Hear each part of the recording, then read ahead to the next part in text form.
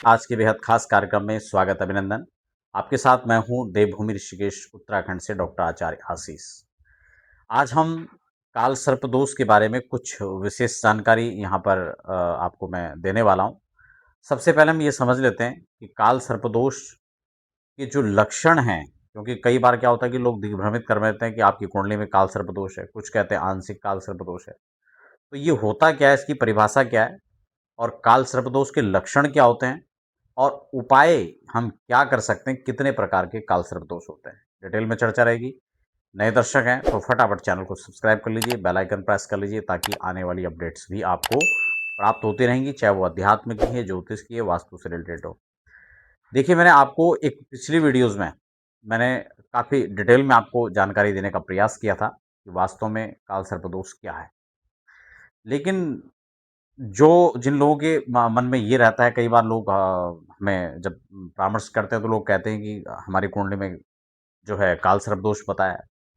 उसमें भी जब मैं कहता हूँ कि नहीं, काल सर्प दोष तो नहीं है आपकी कुंडली में, तो कहते नहीं, हमें आंशिक काल सर्प दोष पता है। तो जरा इसको भी मैं क्लियर करता चलूं। और काल सर्प दोष कई प्रकार से होता है, इसीलिए जब पूजा भी आप लोग कराते हैं काल सर्प दोष की, तो उसको भी समझना होगा कि केवल आजकल तो कोई भी पूजा पाठ है, कोई भी आप नाम ले लीजिए, हर कोई बोल देगा हाँ जी हम करते हैं, हमें आता है। और वास्तव में वो कैसे होना चाहिए उसको भी थोड़ा समझना होगा। तो सबसे पहले हम ये समझ लेते हैं कि काल सर्पदोष होता कितने प्रकार से है। लेकिन उससे पहले हम ये समझ लें कि काल सर्पदोष बनता कैसे है।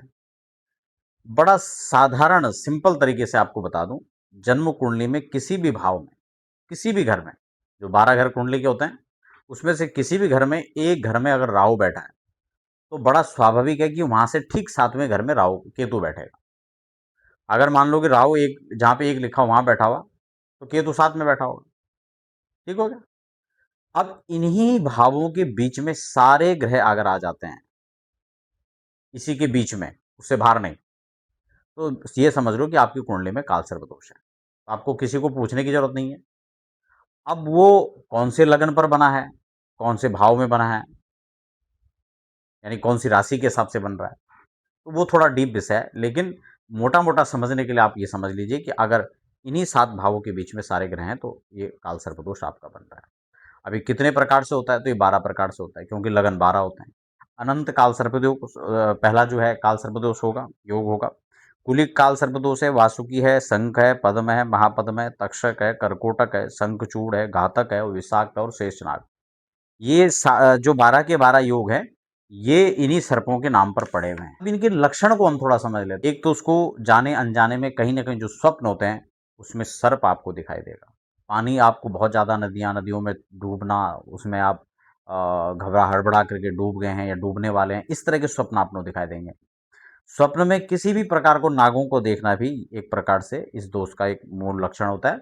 लेकिन एक बार आपने देख लिया तब नहीं, कई बार, अनेकों बार आपको ऐसे स्वप्न आते हैं तो आपके कार्यों में किसी प्रकार से रुकावटें आती है। आप कुछ भी करने चलते हैं कि यहाँ व्यवधान आ जाता है। आप बहुत परिश्रम करते हैं, बहुत कुछ करते हैं, लेकिन आपको कोई श्रेय नहीं मिलता है। तो ये सारी चीज़ें इसका एक कारण हो सकते हैं। विवाह में विलंब है, संतति नहीं हो पा रही है, नौकरी नहीं लग पा रही है, शिक्षा में व्यवधान आ रहा है, ये सारी चीज़ें इसमें आती हैं। अगर इस प्रकार की स्थिति है तो समझ लो काल सर्प दोष है। उपाय के हिसाब से हम बात करें तो वैदिक समाधान इसका सर्वश्रेष्ठ समाधान है। अगर आप संक्षिप्त में, खर्चा नहीं है, कम आप उसमें करना चाहते हैं, तो आप कुछ टोटके, कुछ छोटे उपाय मैं आपको बता दूं। आपको नाग नागिन का जोड़ा पूजन करके आपको जल प्रवाह करना चाहिए। तो तांबे का सर्प ये शिवालय में आप अर्पित करना चाहिए। आप इसका वैदिक पूजन कराना चाहते हैं तो आप इसके लिए हरिद्वार में आकर के इसका पूजन पाठ करवा सकते हैं।